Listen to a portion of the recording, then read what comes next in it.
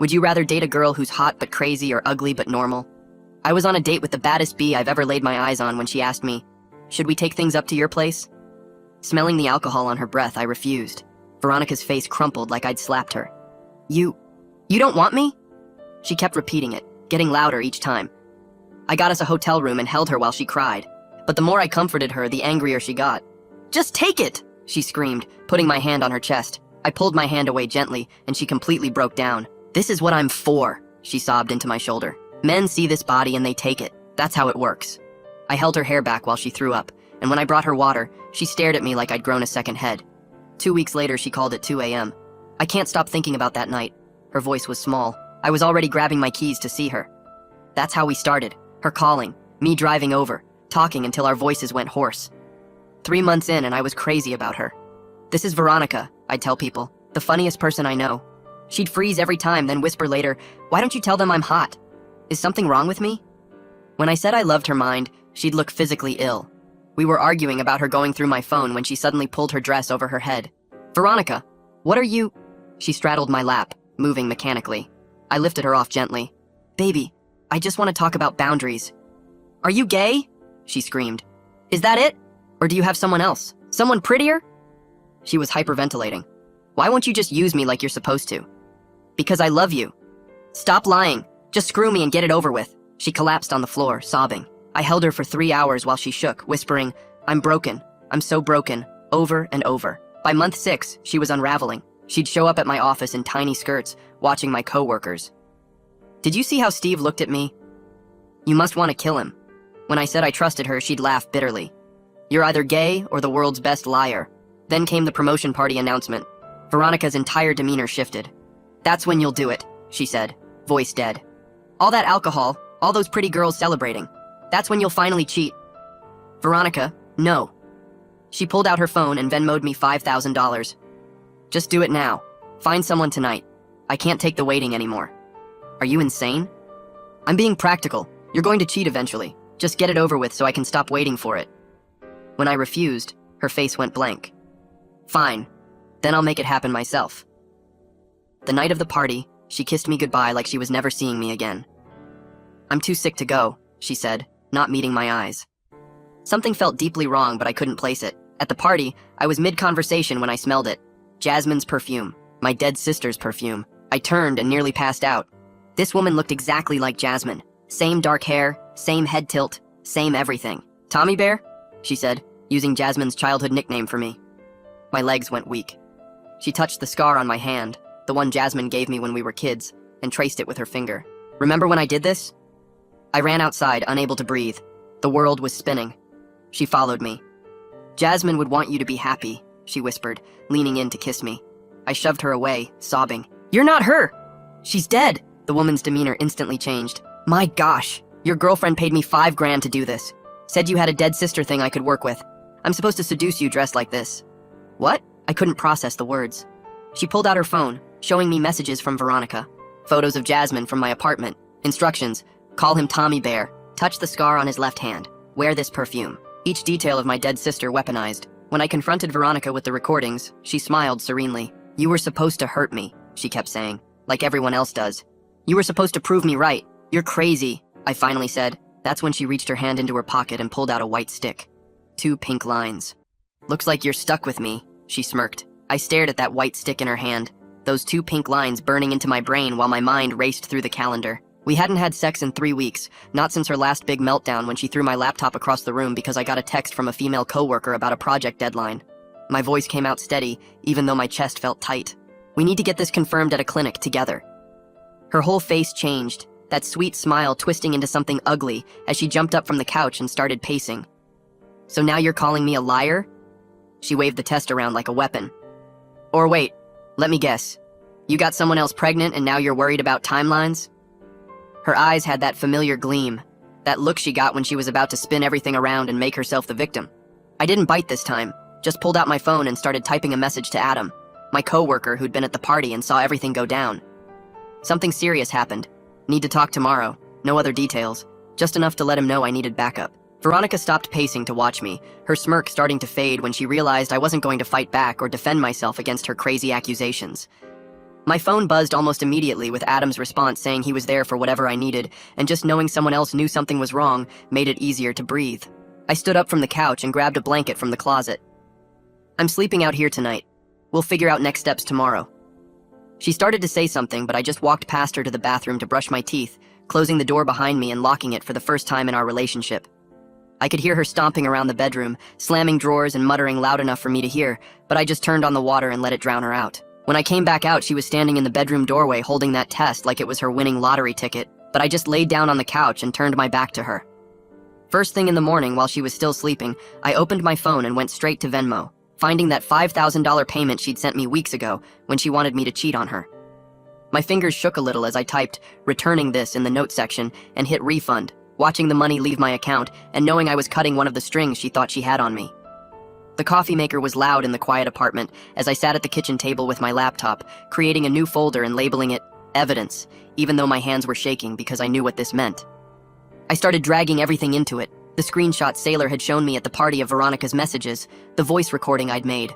When Saylor confessed what she'd been hired to do, even the photo I'd taken of that perfume bottle before I threw it away, because something told me I might need proof. Each file made my stomach turn a little more, seeing it all laid out like a case file of how messed up this whole thing had become. I found Saylor's number in the screenshots and copied it into my phone, typing out a message asking if she'd be willing to put in writing what Veronica had hired her to do, that I wasn't looking to cause her problems but needed documentation.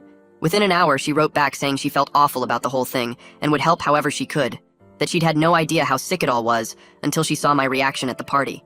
She sent me a long email with dates, payment amounts, and copies of every message Veronica had sent her, including ones where Veronica specifically said to wear my dead sister's perfume and use her nickname for me. My phone started going crazy around noon with messages from Veronica, who'd finally woken up and found the Venmo refund. First, it was declarations of love, then threats to hurt herself if I left her, then accusations that I must be gay, then back to saying she needed me and couldn't live without me. The same cycle she always went through, but faster this time, more desperate. I only sent one message back. "We need to do a blood test at a clinic to confirm the pregnancy and establish timeline." She responded with 20 messages in 5 minutes, but I didn't read them. Just called the closest medical clinic and asked about pregnancy confirmation appointments. The receptionist was super helpful, explaining they could do blood work that would show exactly how far along someone was if they were actually pregnant, and I scheduled an appointment for both of us 3 days out. I texted Veronica the date, time, and address, then put my phone on silent because the messages kept coming, her photo lighting up my screen over and over. She sent crying emojis and said I was treating her like a criminal, but buried in all the drama was one word: fine. 3 days later, I drove us to the clinic in complete silence while she stared out the window with her arms crossed. She dressed up like we were going somewhere fancy instead of a medical office, full makeup and a tight dress that seemed weird for a doctor visit. We walked through the sliding doors together, and I could feel her getting more tense with each step toward the reception desk. The waiting room was mostly empty, just an older couple and a woman with a baby, normal people doing normal medical stuff while we were there for something insane. Veronica made it all the way to the check-in desk, even started giving her name to the receptionist, when suddenly she grabbed her chest and gasped, "I can't! I'm having a panic attack, the needles, I can't do needles!" She spun around and practically ran for the door, her heels clicking on the tile floor as she rushed outside. I stood there while the confused receptionist looked between me and the door, explaining that they couldn't proceed without both parties present for this type of confirmation testing. I stayed at the desk after she explained this and asked if there were other ways to verify pregnancy when someone wouldn't cooperate. The receptionist looked at me with sympathy and explained that medical privacy laws meant Veronica had to consent to sharing any results. She said I couldn't force verification without her cooperation, which left me with basically no options. I thanked her and walked out to my car feeling completely stuck. That evening at work, I couldn't focus on anything and kept messing up simple tasks. Adam noticed me staring at my computer screen without actually doing anything and came over to my desk. He asked if I wanted to grab a beer after our shift ended. I was so grateful for the normal offer that I almost cried right there.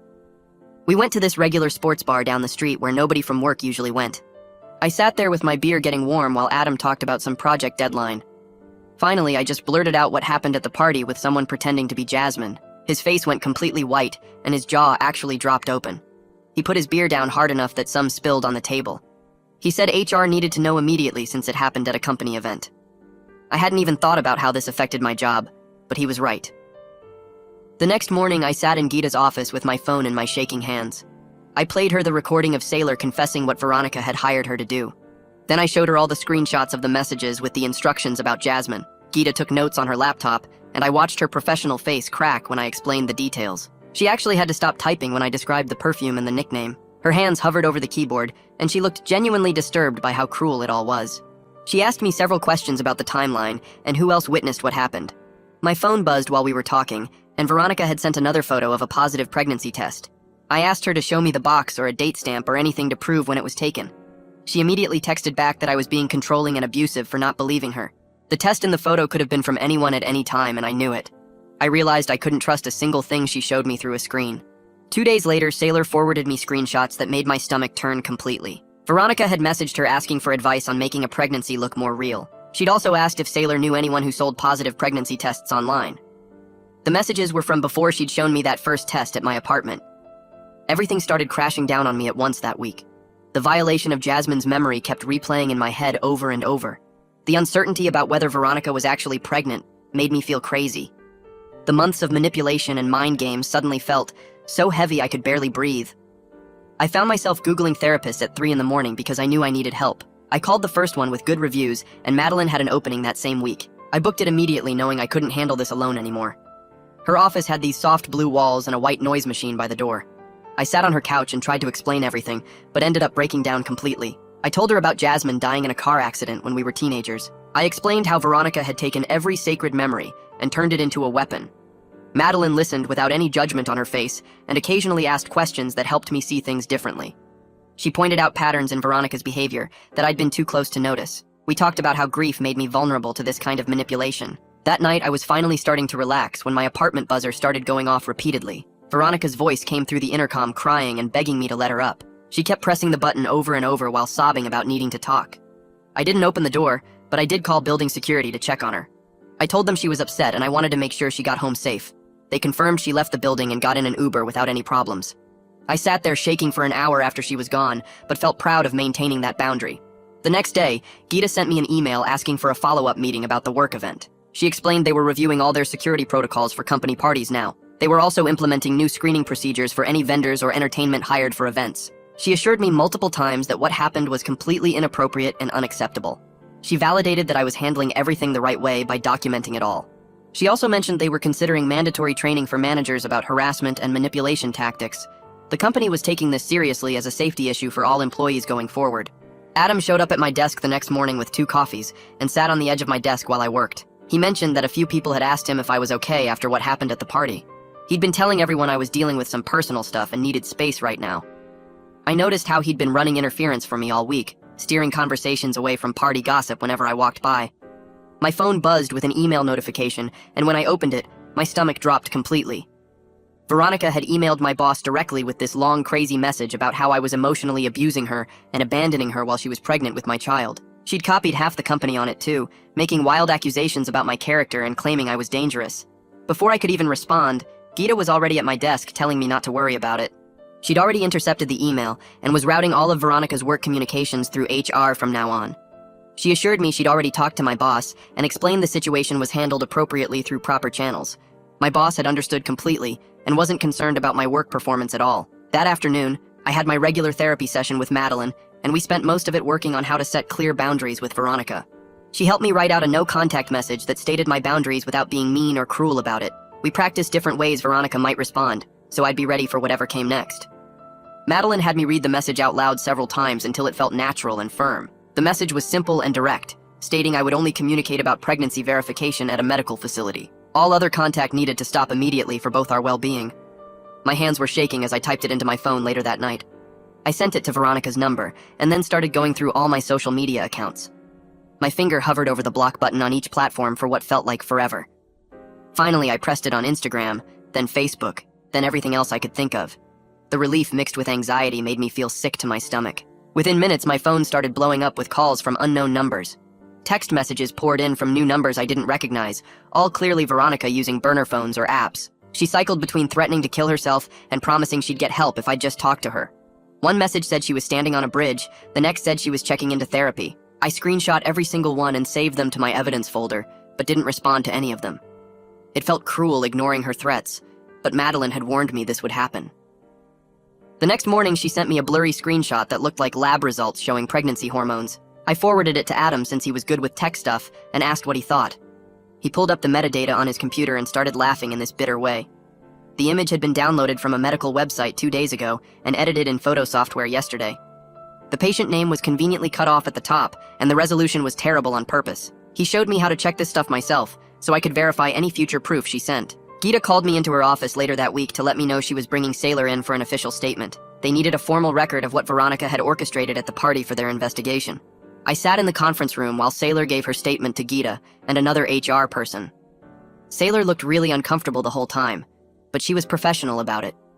She explained everything Veronica had hired her to do and showed them all the messages and payment receipts. She kept apologizing to me and saying she had no idea how messed up the situation really was. After she finished her statement, she asked to be left out of any future proceedings. She'd done what she could to help, but needed to distance herself from the whole situation now.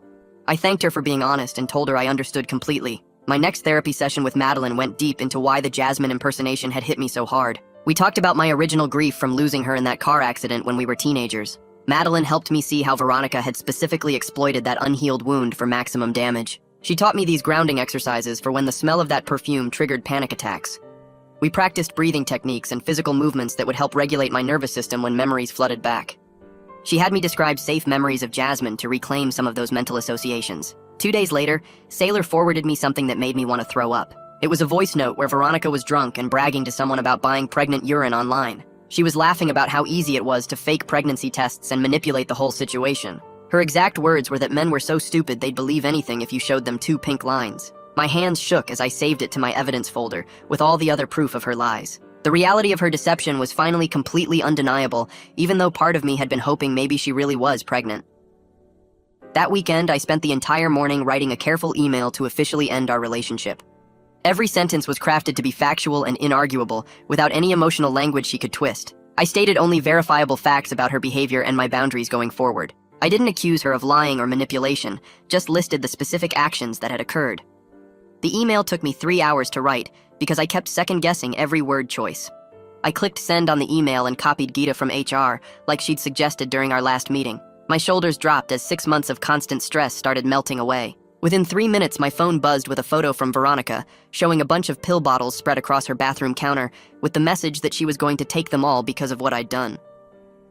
My hand stayed steady as I dialed 911 and told them about the suicide threat, giving them her address and forwarding the photo she'd sent. The operator said they'd send officers for a welfare check right away. I sat on my couch and waited, fighting the urge to drive over there myself, like I would have done every other time before. An hour later, the police called back to confirm they'd made contact with Veronica and she'd been taken to the hospital for evaluation. They said she was safe and getting help. I thanked them and hung up, then made myself dinner instead of rushing to the hospital. The guilt sat heavy in my stomach, but Madeline had warned me this would happen and coached me through what to do. The next morning, my phone lit up with messages from Veronica calling me every name she could think of for humiliating her with the welfare check. She said I'd regret this and that I'd destroyed her life by having cops show up at her door. Then nothing. Complete silence. No more texts or calls or emails. The quiet felt weird after months of constant crisis, but also kind of peaceful. During my next session with Madeline, she pulled out a whiteboard and drew 2 circles on it. She explained this thing called the circle of control, where the inner circle was stuff I could actually control, and the outer circle was everything else. We spent the whole hour mapping out what went where. My actions and choices went in the inner circle, but Veronica's decisions and reactions went in the outer one. Seeing it drawn out like that made the weight on my chest ease up for the first time in months. I could only control my own stuff, not hers. At work the next day, I completely zoned out during a client meeting about quarterly projections. Adam noticed right away and jumped in with some data points to cover for me while I got my head together. After the client left, he pulled me aside and reminded me that taking care of myself wasn't being selfish. He suggested I should use some of those vacation days I'd been saving up forever. I nodded but didn't commit to anything yet. Geeta called me into her office later that week to update me on the new security stuff they were putting in place. She showed me the new vendor screening process they'd created and the background check requirements for anyone working company events. There was also a whole new protocol for reporting weird incidents at work functions. She thanked me for bringing everything forward and said it had helped them find some major gaps in their safety procedures that needed fixing. A text came through from a number I didn't recognize claiming Veronica was having pregnancy complications and bleeding heavily. The message said she needed me at the hospital right away, or she might lose the baby. I texted back asking for the hospital name and which doctor was treating her so I could verify the emergency. The messages stopped immediately after that, no response at all. I screenshot everything and added it to my evidence folder on my laptop without responding again. Sailor sent me a message that weekend saying she needed to be removed from any future communication about this whole situation, She'd done what she could to help by giving her statement and providing evidence, but she needed to move on with her life now. I thanked her for being honest about everything, and for having the courage to come forward with the truth. Then I deleted her number from my phone like she'd asked. During therapy, Madeline brought up the idea of doing something to reclaim Jasmine's memory from all the trauma Veronica had caused. She suggested we plan a simple memorial ritual where I could visit places Jasmine and I went as kids and maybe write her a letter. We talked about creating new associations with her memory that could override the manipulated ones from the party. Saturday afternoon, I drove to the park where Jasmine and I used to play when we were little. I sat on the same bench where we'd eat ice cream after school and wrote her a long letter about everything that had happened.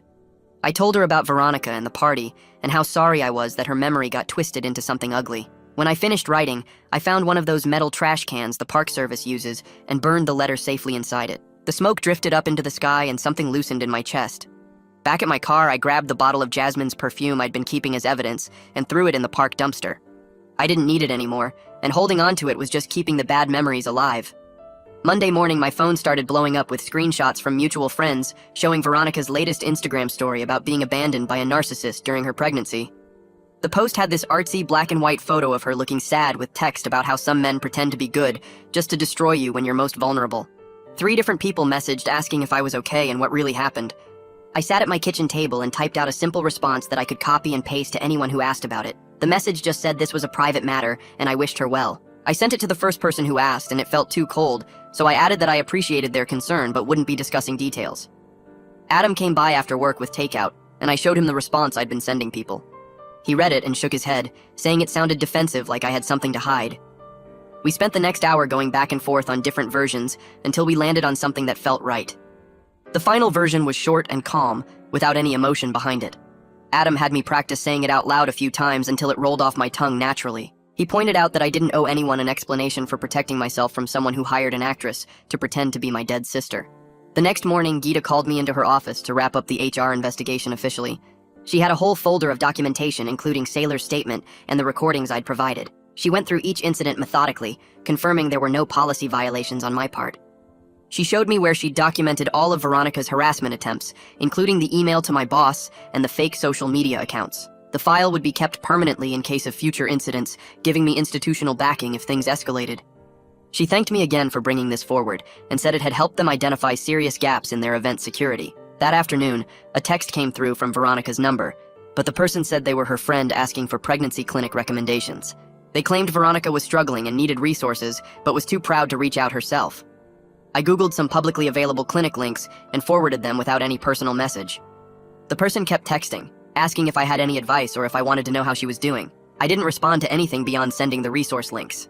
Thursday's therapy session with Madeline went deeper than usual.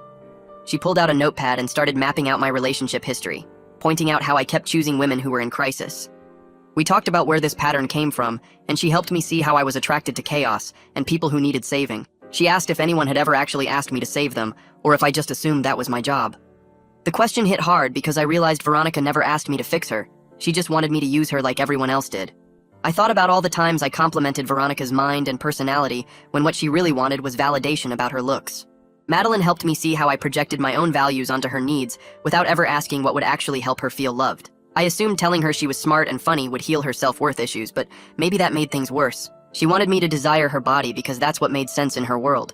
My refusal to objectify her probably felt like rejection, even though I meant it as respect. Friday night, Adam texted asking if I wanted to come to game night with some people from work. He made sure to mention it was completely sober and drama-free, just board games and snacks at his place. I almost said no out of habit, but forced myself to go. The whole evening was weirdly normal, with people laughing about work stuff and arguing about game rules. Nobody asked about Veronica or the party incident. I actually had fun for the first time in months, remembering what regular social interaction felt like without constant crisis. Saturday morning, Veronica sent a long text saying she'd started therapy and wanted me to come to a session to work through things together. She said her therapist thought it would be helpful to have me there to process what happened between us. I stared at the message for 20 minutes before responding. My reply was short and kind but firm, saying I was glad she was getting help, but our no-contact boundary needed to stay in place. She sent 3 more messages trying to convince me, but I didn't answer them. That weekend, I went through all my apps and turned off read receipts so she couldn't see when I'd seen her messages. I set all my social media profiles to private and removed anyone I didn't actually know in real life. The constant anxiety about whether she was watching my stories or checking my posts finally stopped. I could post a photo or update my status without wondering if she'd see it and what she might do. The relief was immediate, and I wondered why I hadn't done it months ago. Monday morning, Geeta sent a final email about the investigation, thanking me for my cooperation throughout the process. She mentioned the company was rolling out new training for all employees based on this incident. The training would cover recognizing manipulation tactics and how to report concerning behavior at work events. She said something positive had come from the nightmare, and they were better prepared to protect employees now. The next therapy session with Madeline took a different turn when she pulled out index cards and started writing down scenarios. She handed me one that said, "Your mother calls crying, saying she'll kill herself if you don't come home for Christmas," and waited for my response. I practiced saying no while staying calm, keeping my voice steady even though my hands were shaking.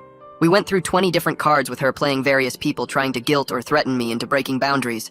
She pretended to be an ex threatening to share private photos if I didn't meet her, and I practiced saying I'd contact the police without getting angry or scared. Then she acted like a friend who said I was selfish for not lending them money, and I learned to say no without over-explaining or apologizing. Each scenario got harder, but I kept finding ways to stay firm without being mean or cold.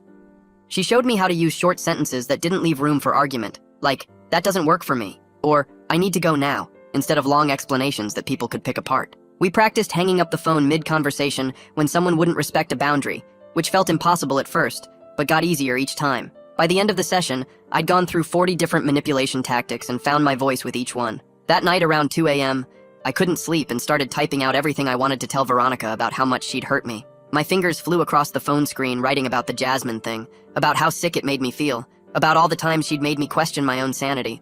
I wrote 3 pages about the pregnancy test and how I knew she was lying but couldn't prove it. Then I wrote about how I'd actually loved her despite everything, how I'd wanted to help her heal, but realized I couldn't fix someone who didn't want to be fixed. I stared at the messages for 10 minutes, my thumb hovering over the send button, then deleted every single word. The act of writing it all out had loosened something in my chest, even though she'd never see it. I typed and deleted 5 more drafts over the next hour, each one saying something different, but sending any of them would just give her an opening to pull me back in. The next day, Adam and I grabbed lunch and he asked what would make me feel safer at future work events. I hadn't thought about having any control over it, but he was right that I could make requests. We made a list on a napkin of reasonable things to ask HR, like having security check vendor credentials, requiring name tags for all outside contractors, and having a buddy system for employees who felt uncomfortable. Adam suggested asking for events to have designated quiet spaces where people could go if they felt overwhelmed and mandatory check-ins for anyone who seemed distressed. I added that I wanted clear protocols for reporting concerning behavior during events, not just after. We came up with 15 specific suggestions that felt practical and would actually help people. I typed them all up that afternoon and sent them to Geeta, who responded within an hour saying she'd already started implementing half of them and loved the other ideas. Saturday morning, I drove to the cemetery for the first time since the party, my hands gripping the steering wheel so tight my knuckles went white. Jasmine's grave looked the same as always, with the small angel statue our parents had chosen and fresh flowers someone had left. I sat on the grass and told her everything about what Veronica had done, how she'd used our childhood memories as weapons. I told her about the perfume and the nickname and the scar, crying so hard I could barely breathe. The tears felt different this time, though, clean instead of tangled up with manipulation and confusion. I stayed there for 2 hours just talking to her like we used to when we were kids, and when I left, I felt lighter somehow. Sunday afternoon, my phone buzzed with a message from an unknown number that just said, "Hi, this is Veronica. I'm in therapy now. Twice a week. Just wanted you to know. No asking for anything. No manipulation. Just information." I stared at it for a long time, feeling a mix of relief and caution, glad she was getting help, but knowing I couldn't let my guard down. I didn't respond, but I didn't delete it either, just moved it to a folder I'd made for documentation. Monday night, I pulled out an old notebook and started writing the whole story from the beginning, every detail I could remember about our relationship. I wrote about the first date and the hotel room, about all the times she'd tried to make me use her, about the money she sent and the party setup. I filled 30 pages with everything that had happened, not to share with anyone, but just to have my own record of the truth. Seeing it all written out in order helped me trust my memory and stop second-guessing myself about whether things really happened the way I remembered. Tuesday, I went through my phone settings and turned on every privacy and safety feature I could find. I set it to automatically block calls from unknown numbers and saved all the crisis hotline numbers Geeta had given me. I added the security team's direct line and the local police non-emergency number to my favorites for quick access. Each little step made me feel more protected and in control of my own safety. Tonight, I'm cooking pasta in my quiet apartment with music playing softly in the background. The book I'm reading sits on the counter, and I take breaks between stirring the sauce to read a few pages. The space feels normal and safe again after months of chaos and fear. My chest still aches when I think about Jasmine, and I genuinely hope Veronica gets the help she needs, but I'm okay now. Really okay. Able to function and heal and move forward with my life. And that's my side of it. I'm always curious to hear yours, though. Scroll down and leave a comment so we can keep the conversation going.